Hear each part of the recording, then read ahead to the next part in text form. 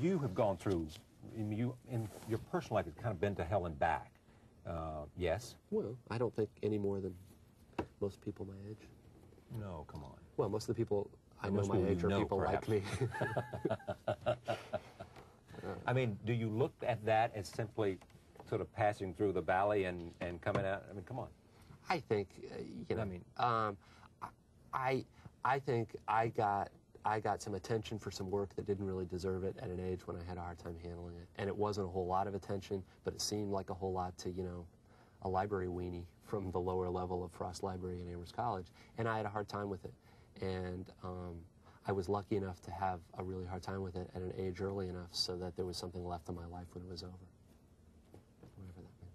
If you wanted something like really exciting or sexy, there really isn't much. I just got really But were unhappy. you, I mean, it was drugs and you were suicidal and the whole 9 yards, yes? Yeah, here's why I'm embarrassed talking about it. I want to know why. Not because I'm personally ashamed of it, but because everybody talks about it. I mean, it sounds like... In other words, everybody talks about it for themselves, or everybody talks about you? No, it sounds like some kind of Hollywood thing to do. Oh, he's out of the rehab and back in action. No, I didn't say anything about rehab. You know, I said something about the course that took you from Amherst College to back to Illinois. I did some recreational drugs. I didn't have the stomach to drink very much, and I didn't have the nervous system to do anything very hard. Yeah, I did some drugs. I didn't do as many drugs as most of the people I know my age.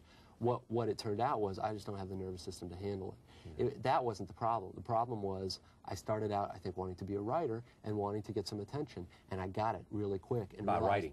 And realized it didn't make me happy at all, in which case, why am I writing? You know, what's the purpose of this? And I don't think it's substantively different from the sort of thing, you know, somebody who wants to be a really successful cost accountant, right, and be a partner of his accounting firm and achieves that at 50 and goes into something like a depression. The brass ring I've been chasing does not make everything okay. So that's why I'm embarrassed to talk about it. It's just not particularly interesting. It's what it is very, very average. Do you see yourself chasing a brass ring now?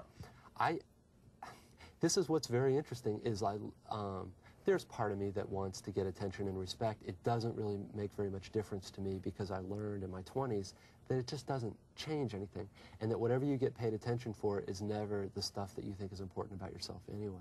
So a lot of my problems right now is I don't really have a brass ring, and I'm kind of open to suggestions about what what one chases. That there are real abstract ideas about, you know, what art can be and the redemptive quality of art, and, you know, kindness to animals, and, you know, all the cliches that we can invoke. But it's, the people who most interest me now are people who are older and who have sort of been through a midlife crisis. They tend to get weird because the normal incentives for getting out of bed don't tend to apply anymore.